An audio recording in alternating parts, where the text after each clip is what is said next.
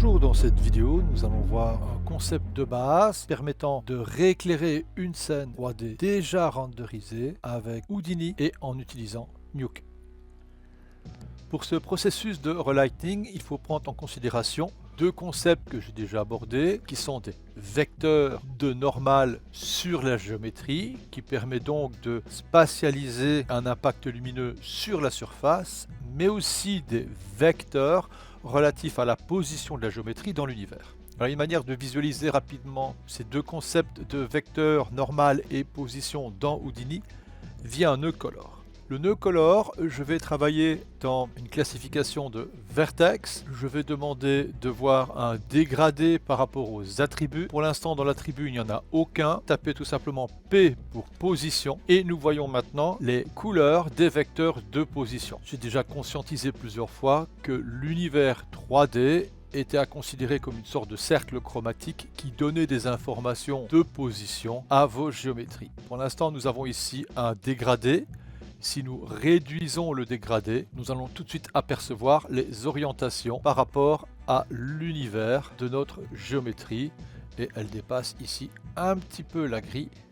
Remettons le dégradé par défaut. Voyons maintenant l'attribut normal. À la place de la lettre P, je mets la lettre N majuscule. Et nous voyons maintenant l'orientation des vecteurs de la surface de la géométrie par rapport à l'univers.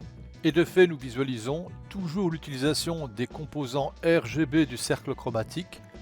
On distingue ainsi une couleur donnée pour l'orientation vers le haut. Le reste va être de la logique et de l'utilisation d'outils reposant sur cette logique et l'identification des vecteurs par rapport à la spatialisation de l'objet dans la scène et ou la spatialisation de son modeling. Créer une caméra pour faire un rendu. Je vais créer un nœud de base Mantra PBR. Je viens dans le processus de rendu via le Render View et cette icône. Je vais déterminer un nom de fichier et un dossier dans lequel je vais le sauvegarder. Je vais l'appeler Relight EXR. Dans les informations sous pixels que l'on retrouve dans Extra Image Plane, vous allez retrouver diverses propositions. Vous pouvez en créer bien sûr d'autres, mais là je vous invite à aller voir les vidéos relatifs au rendu EXR de Mantra et des concepts AOV. Néanmoins, les noms sont assez explicites. On retrouve ici une passe RGB sous pixels prenant en compte la position et ici les normales. Il suffira tout simplement de cliquer sur Render to Disk pour obtenir l'image EXR encapsulant ces deux nouvelles informations sous pixels. Dans Nuke, je vais gérer le setting en me mettant un format Full HD et je vais glisser déposer l'image dans le Node Graph.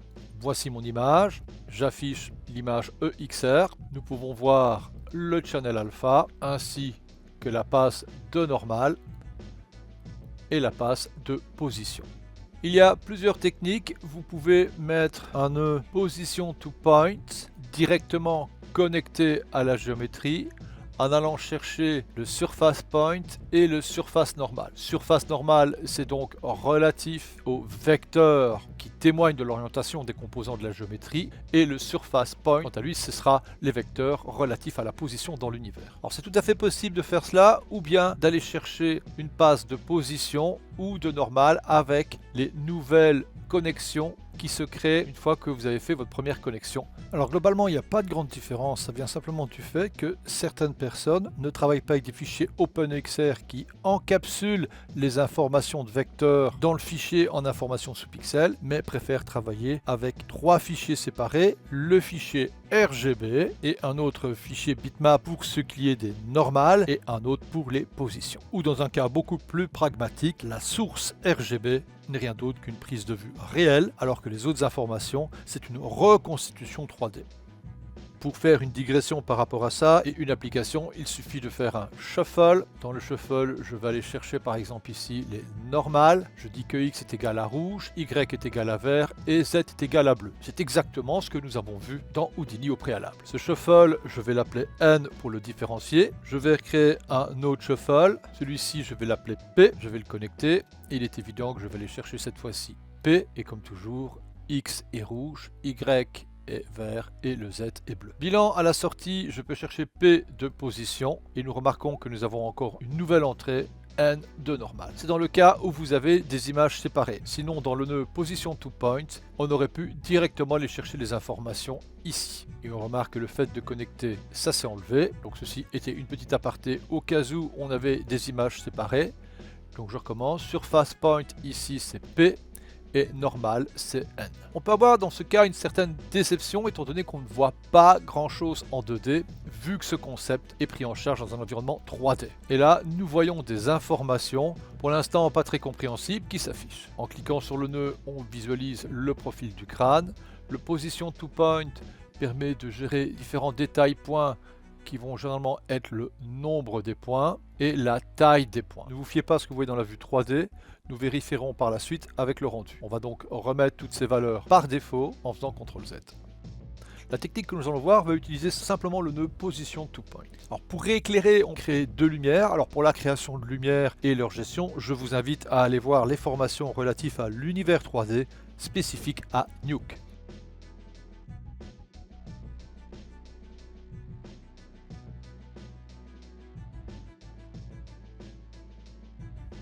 De fait, je crée un point light et ce point light, je vais faire CTRL-C, CTRL-V. Voici deux point light. Le premier, pour le bien distinguer, je vais cliquer sur le cercle chromatique, gérer sa couleur. Donc, je vais réduire les informations vertes et bleues et je vais avoir une couleur rouge et mettre une atténuation linéaire. Le deuxième point light, je vais faire pareil, mais il est évident que je vais cette fois-ci mettre plutôt en valeur la couleur bleue et remettre une atténuation linéaire. Spatialiser les point lights à deux endroits différents. Créer une scène qui va englober les composants tels que le Position to Point et les deux point light. Créer un processus de rendu, on va prendre le Skyline Render.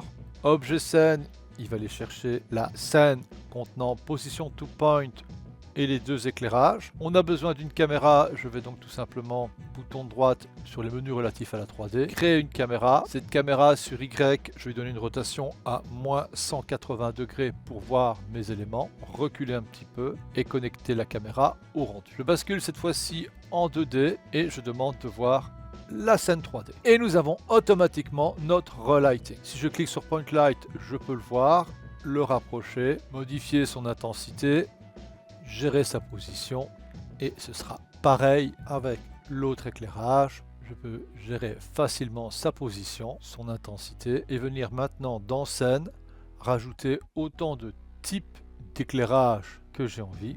Ajoutons par exemple un light, réduire son intensité, sa couleur, son atténuation. Certains préfèrent ajuster dans une vue 3D, par contre on ne voit pas le résultat de la 2D. Donc petit tips, ici le viewport, je vais faire bouton droite, plié à l'horizontale. À cet endroit, je vais créer un nouveau viewer, donc tab viewer. Le viewer 2, je le glisse et je le mets à cet endroit et je demande de voir de la 3D. Je clique sur celui-ci, j'appuie sur F pour recadrer, je sélectionne mes lumières et je spatialise mes lumières par rapport à la géométrie qui est visualisé grâce aux positions to point. Si vous revenez aux positions to point, j'avais abordé légèrement le point detail et le point size. Si vous réduisez le point détail, vous allez avoir votre objet qui va donner la sensation de se dissoudre. Si vous réduisez le point size, vous aurez la sensation aussi que l'objet se dissout, mais en fait c'est la taille des points qui va recevoir les informations colorées et recouvrir votre modèle. Sachez que si vous voulez déplacer votre géométrie, il suffira de mettre un modificateur transformation géo, ajuster éventuellement son point pivot. Pour ajuster le point pivot, il y a un raccourci clavier qui est CTRL ALT et vous pouvez maintenant ajuster directement dans la vue 2D la position de votre géométrie, voire même sa rotation. Pour éviter les affichages fantômes, dans le Position to Point, le display, vous allez le mettre en mode off. Vous revenez sur transformation géo et là le display, vous faites texture et wireframe ou tout simplement texture. Bilan, uniquement le nœud transform sera actif dans le viewport.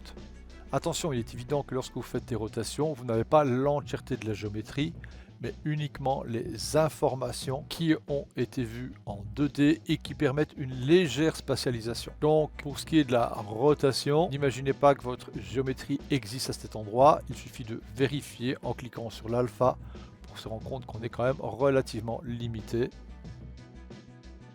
et donc cela confirme que l'objectif d'un relighting, surtout le fait de pouvoir réajuster des éclairages. Venant de la 3D, il y a bien sûr d'autres techniques que j'ai abordées en apportant carrément la scène 3D, ce qui est parfois plus simple en fonction de la complexité de la scène 3D. Donc cette technique, vous devez aussi penser et la transposer si jamais votre source était de la vidéo et que vous avez besoin de rééclairer une vidéo en recréant les structures en 3D pour pouvoir extraire la position et les normales. Donc le Transform Geo peut sembler sympathique à titre d'information, mais en termes de logique de production, généralement, on s'en passe.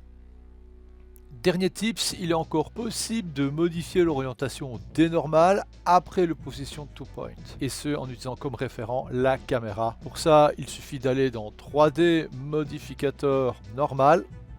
Ce nœud normal, on va le connecter à cet endroit.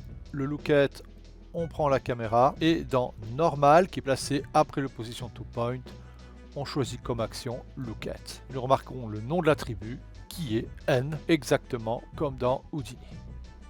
À bientôt!